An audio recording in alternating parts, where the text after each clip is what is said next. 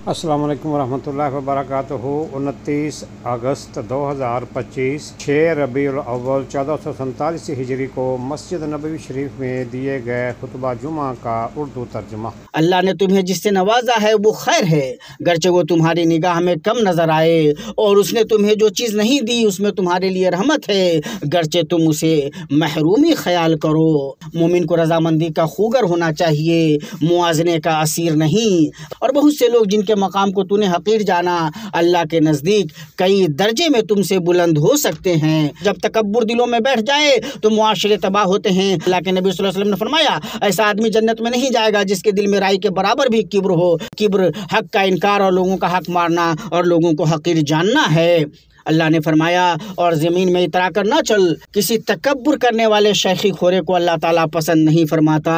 अल्लाह के नबी सल्लल्लाहु अलैहि वसल्लम फरमाया, जो अल्लाह के लिए तवाज़ु इख्तियार करेगा अल्लाह उसे बुलंद करेगा, यहाँ तक कि उसे आला इल्लियीन में रखेगा, और जिसने तकब्बुर किया अल्लाह उसे पस्त करेगा, यहाँ तक कि उसे असफले साफिलीन में डाल देगा। तो याद रखो कि नेमतें दायमे नहीं होती, और जो कुछ आज तुम्हारे पास है वो कल छिन भी सकता है। आजिज़ी इख्तियार करो और इनकिसारी से काम लो। और अगर तुम देखो कि किसी और को तुमसे ज़्यादा रिज़्क़ या माल दिया गया है तो कहो, अल्लाह उसको बरकत दे, और जो कुछ तूने मुझे दिया है मुझे उससे राज़ी रख। और इस दुआ से अपनी ज़ुबान को तर रखो जो हालात को संवारने से पहले दिल को पाक करती है। अल्लाह मेरे दिल को तकब्बुर, खुद पसंदी, बदगुमानी और रियाकारी से पाक कर दे। अहम निकात के बाद आइए मुकम्मल खुतबा का तर्जुमा समाअत फरमाएँ। हर किस्म की तारीफ़ अल्लाह के लिए है, ऐसी तारीफ़ जिसे वो पसंद करता है। वो हम पर अपनी भरपूर नवाजिशें करता है। मैं गवाही देता हूँ कि एक अल्लाह के सिवा कोई माबूद बरहक नहीं, उसका कोई शरीक नहीं। हम उसकी रहमत और हम उसकी खुशनुदी और बुलंदी से सरफराज होने की उम्मीद करते हैं। और मैं गवाही देता हूँ कि हमारे सरदार और नबी मोहम्मद अल्लाह के बंदे और उसके रसूल हैं। आपके रब ने आपको चुना और हिदायत बख्शी, आप मजदो शरफ़ और उसकी बुलंदी से ज़फ़रयाब हुए।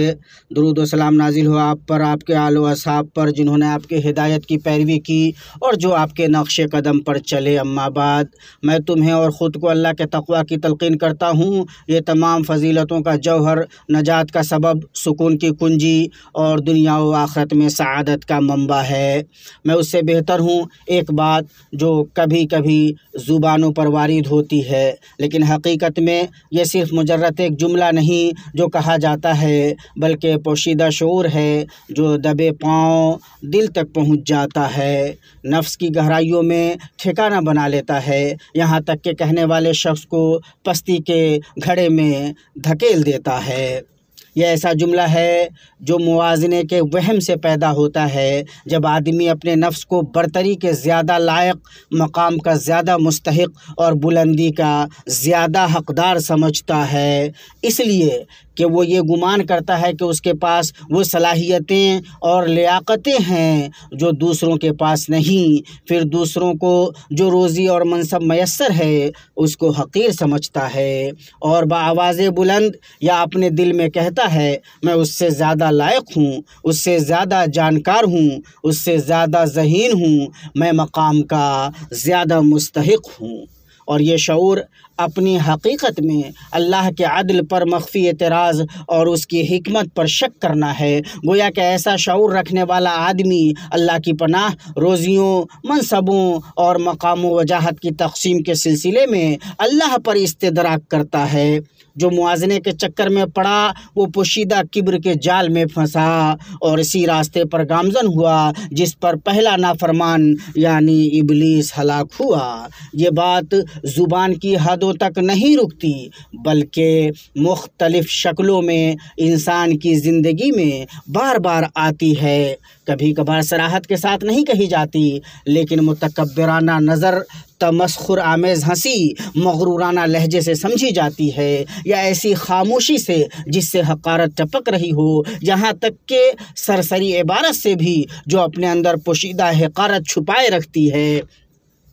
ایسی بات مدیر اس وقت کہتا ہے جب وہ اپنے کارکنان کو حقیر سمجھتا ہے، مالدار کہتا ہے جب وہ فقیر کو کمتری کا احساس دلاتا ہے، اسے دیندار کہتا ہے جب وہ گناہگار کو حقیر جانتا ہے، اسے وہ شخص کہتا ہے جو اپنی عقل، نسب اور علم پر فخر کرتا ہے۔ بلکہ کبھی کبھی یہ بات دین کے نام پر کہی جاتی ہے جب آدمی یہ گمان کرتا ہے کہ حق اسی کے اندر محصور ہے اور اس کے سوا سب گمراہ ہیں۔ ہو سکتا ہے کہ بعض لوگ نصیحت، دعوت اور مناقشے کے پردے میں اسے چھپا لیں، لیکن در حقیقت وہ واضح کبر ہوتا ہے۔ جس نے یہ کہا اور وہ اپنے نفس کا تزکیہ کر رہا ہے اور یہ سمجھ رہا ہے کہ وہ لوگوں سے قدر و منزلت میں زیادہ بلند ہے، جبکہ اس کی بات دل کے کبر، حق کے چھپانے اور مخلوق کو حقیر جاننے سے جڑ جائے، ایسا آدمی ابلیس کی راہ پر چل رہا ہے، ہر چند کہ اس کے الفاظ بدلے ہوئے ہوں اور شکلیں مختلف ہوں۔ کیسے کمزور مخلوق عظیم خالق پر اعتراض کر سکتی ہے؟ اللہ ہی تنہا پیدا کرنے والا، تقدیر بنانے والا، بلند کرنے والا، پست کرنے والا، عزت دینے والا اور ذلیل کرنے والا ہے، اور وہ جاننے والا ہے کہ اس کے بندوں کے لیے کیا درست ہے، اپنے فیصلے اور تقدیر میں حکیم ہے، اور اس کی حکمت اس سے بلند ہے کہ محدود عقلیں اس کا ادراک کر سکیں۔ اس کا فرمان ہے، کیا وہی نہ جانے جس نے پیدا کیا، پھر وہ باریک بین اور باخبر بھی ہے۔ اللہ نے تمہیں جس سے نوازا ہے وہ خیر ہے، گرچہ وہ تمہاری نگاہ میں کم نظر آئے، اور اس نے تمہیں جو چیز نہیں دی اس میں تمہارے لیے رحمت ہے، گرچہ تم اسے محرومی خیال کرو۔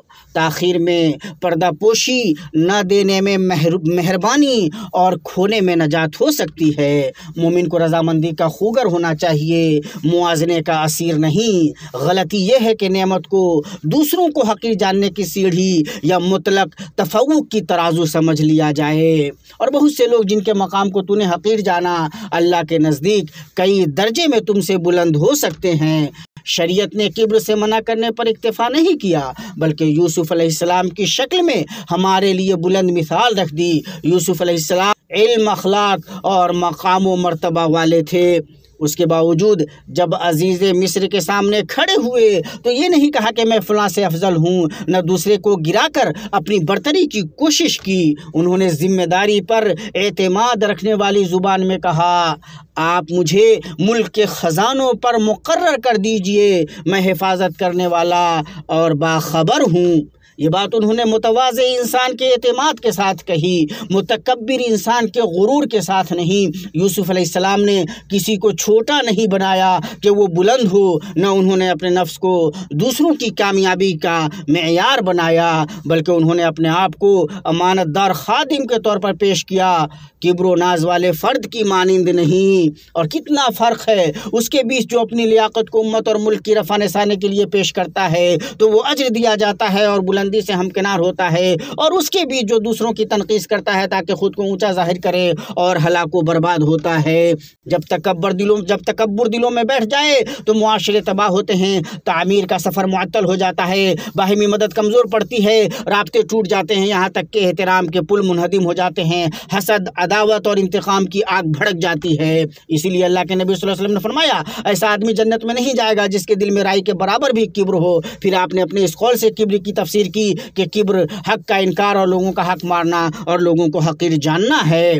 اللہ نے فرمایا، اور زمین میں اترا کر نہ چل، کسی تکبر کرنے والے شیخی خورے کو اللہ تعالیٰ پسند نہیں فرماتا۔ اللہ کے نبی صلی اللہ علیہ وسلم فرمایا، جو اللہ کے لیے تواضع اختیار کرے گا اللہ اسے بلند کرے گا، یہاں تک کہ اسے اعلیٰ علیین میں رکھے گا، اور جس نے تکبر کیا اللہ اسے پست کرے گا، یہاں تک کہ اسے اسفل سافلین میں ڈال دے گا۔ میں اپنی یہ بات کہتا ہوں اور میں اپنے لیے، آپ کے لیے اور بقیہ تمام مسلمانوں کے لیے ہر گناہ سے مغفرت طلب کرتا ہوں، آپ بھی اس سے مغفرت طلب کریں، یقیناً وہ بڑا بخشنے والا، بڑا مہربان ہے۔